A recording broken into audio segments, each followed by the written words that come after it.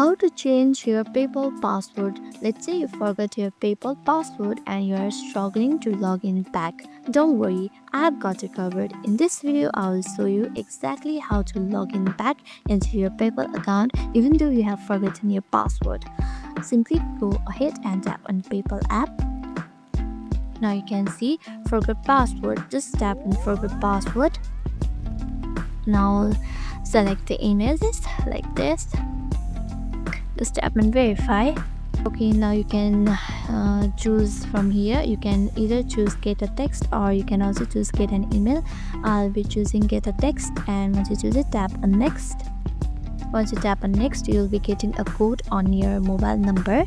Just enter the code you received and tap on submit. Now create a new password. Create something strong. Now once you enter it, you can also see log out of all devices. If you want to log out of all devices, just tap here and tap on save password. Now your new password has been created. Now just log in by using the password you just created like this. And just like that, you'll be logged in with your new password again. And that's it. This is how easy it is to reset your password on PayPal.